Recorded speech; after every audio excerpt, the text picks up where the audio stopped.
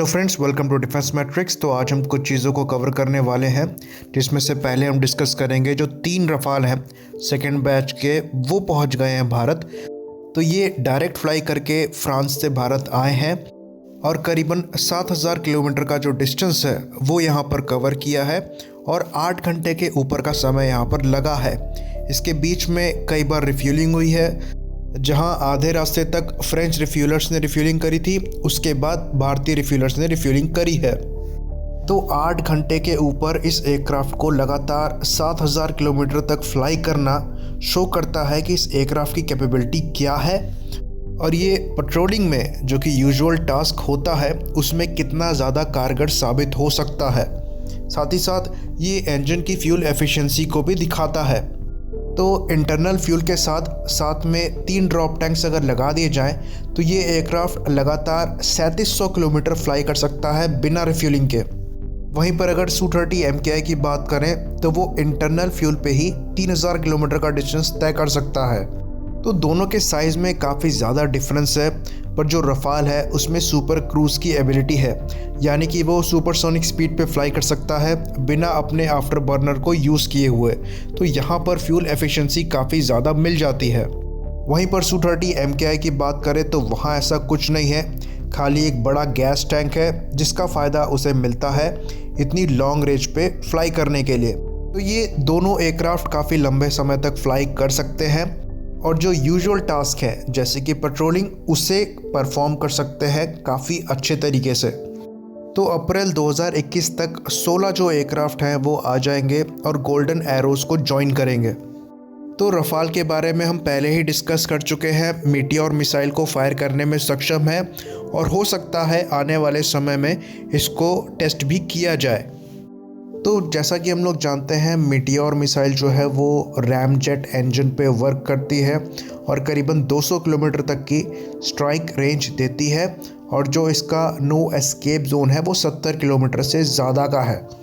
तो लड़ाई के टाइम पे जो कॉम्बैट एरिया पेट्रोल्स होते हैं वहाँ पर ये लॉन्ग रेंज और ये लॉन्ग रेंज की मिसाइल दोनों बड़ी काम आने वाली है और रफाल जो है वो अपनी रिलायबिलिटी को प्रूव करता हुआ आ रहा है। तो अब यहाँ से आगे बढ़ते हैं और दूसरी डेवलपमेंट की बात करते हैं। Su-30 MKI की भी स्ट्रेंथ को बढ़ाया जा रहा है और उसने कल टेस्ट के दौरान एक Russian short range air to air missile को फायर किया है, जहाँ पर 10 किलोमीटर दूर टारगेट को डिस्ट्रॉय किया गया था। तो यहाँ पर कहा जा रहा है ये मिसाइल R-73 हो सकती है, पर उसको फायर करने का कोई सेंस बनता नहीं है क्योंकि वो बहुत दिनों से सर्विस में है। ये मोस्ट प्रोबेबली उसका एडवांस वेरिएंट हो सकता है जो कि R-74M है, जहां पर जो ऑफ बोर कैपेबिलिटी है वो बढ़ाकर ±75 डिग्रीज कर दी गई है। तो यहाँ पर जो ऑफ बोर एबिलिटी ±75 डिग्रीज हुई है उसका मतलब समझ लेते हैं। तो ये जो R-74 मिसाइल है ये इंफ्रारेड गाइडेड मिसाइल है। तो इस मिसाइल के आगे एक इंफ्रारेड सीकर लगा होता है जो कि टारगेट को लॉक करता है और उस पर ट्रैक बना के रखता है। तो टारगेट को लॉक कराने के लिए आपको उसके सीकर को टारगेट पे सेट करना होता है।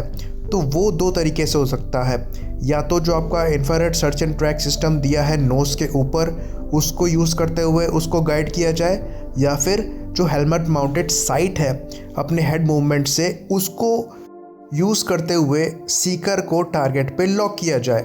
तो इसमें क्या होता है कि पायलट को अपना सर जो है घुमाना होता है और जो हेलमेट माउंटेड साइट है उसको टारगेट पे रखना होता है और जो मिसाइल का सीकर है वो भी साथ में मूव करता है और टारगेट पे ट्रैक बनाकर रखता है।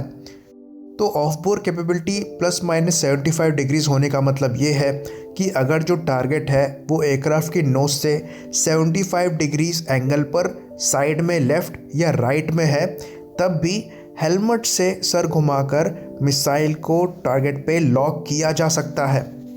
तो ये काफ़ी यूज़फुल होता है जब विद इन विजुअल रेंज या फिर डॉग फाइट हो रही हो।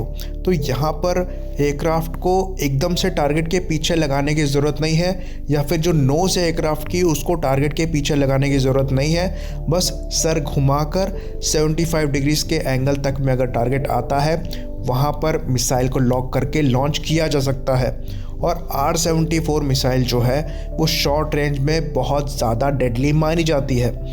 तो अगर इस मिसाइल को टेस्ट किया गया है तो यहाँ पर जो Su-30 MKI की डॉग फाइटिंग एबिलिटी है वो काफ़ी ज़्यादा बढ़ जाएगी। वैसे भी ये पहले से ही काफ़ी ज़्यादा कैपेबल है अपनी थ्रस्ट वेक्टरिंग नोजल्स और सुपर मनोवरेबिलिटी की वजह से। तो अगर ये R-74M नहीं भी होती है तो ये R-74 या फिर RVV-MD हो सकती है, जिसकी ऑफ बोर साइड जो है वो ±60 डिग्रीज है। तो ये एक बड़ा इम्प्रूवमेंट है स्टैंडर्ड R-73 से, जिसकी ऑफ बोर कैपेबिलिटी ±40 डिग्रीज की है। तो जो इंडियन एयरफोर्स है वो अपनी कैपेबिलिटी को यहाँ पर बढ़ा रही है। इसी बात पे इसे ख़त्म करते हैं। लाइक करिए, सब्सक्राइब करिए। जय हिंद।